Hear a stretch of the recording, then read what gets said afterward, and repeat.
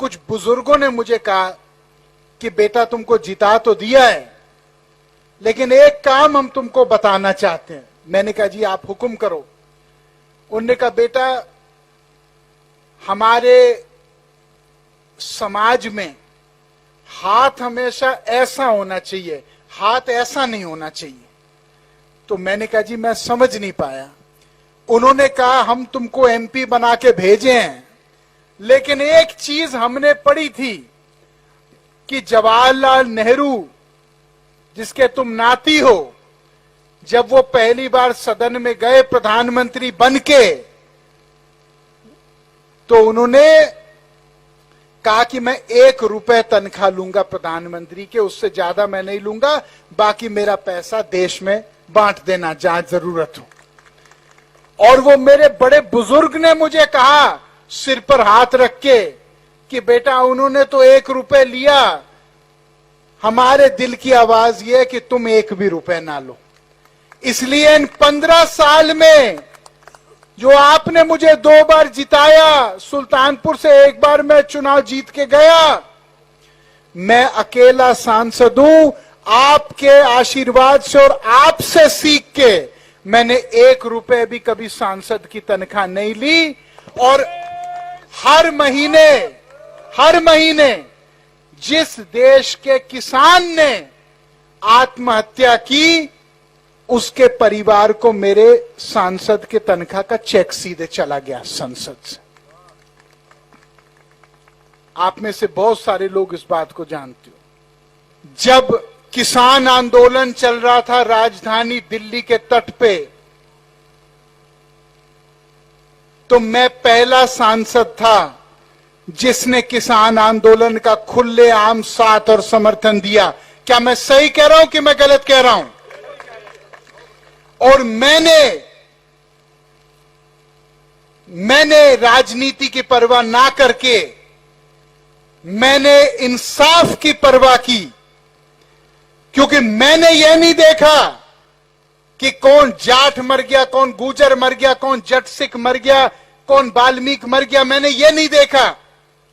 मैंने ये देखा कि इस देश में अगर किसान की आवाज दब गई तो ये देश का कोई मतलब नहीं रह जाएगा आगे जाके। मैंने ये देखा कि आगे जाके अगर एक ऐसी स्थिति बने कि जो कौमें ने 70% भर्तियां हमारी सेना के की, अगर वो कौमें को लगने लगे कि हम मुख्य धारा के हिस्सा नहीं हैं, तो यह हम सब लोगों के लिए एक रोने की बात हो जाएगी। मैंने वो सोचा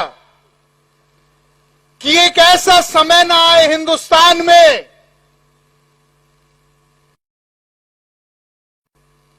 जहां एक आम आदमी के राजधानी हिंदुस्तान के बैठ के जीवन की कोई कीमत नहीं हो। वो 500 लोग जो शहीद हुए, उनके सपने आते हैं मेरे को रात को। मैं ड्रामा नहीं करता, ना मैं अखबारबाजी ज्यादा करता हूं, ना मैं इंटरव्यू कभी देता हूं। मैंने बहुतों के परिवार से सीधे संपर्क करके उनकी मदद की। आज मैं पहली बार ये बात बोल रहा हूं।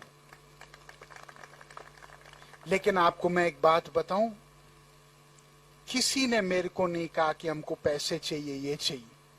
एक आदमी ने मुझे नहीं कहा, एक आदमी ने मेरे से 1 रुपए नहीं लिए। हां, लोगों ने कहा भाई नौकरी दिलवा दो, ये कर दो, वो तो बच्चों, वो बात अलग है।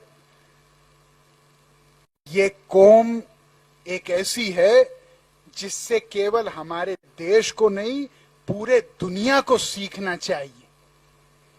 आखिर कोई कारण ऐसा होगा कि लोग जब बुलाते हैं तो हिंदू को हिंदू जी नहीं बुलाते, मुसलमान को मुसलमान जी नहीं बुलाते, लेकिन सरदार को सरदार जी बुला के बात करते हैं। कोई तो कारण होगा।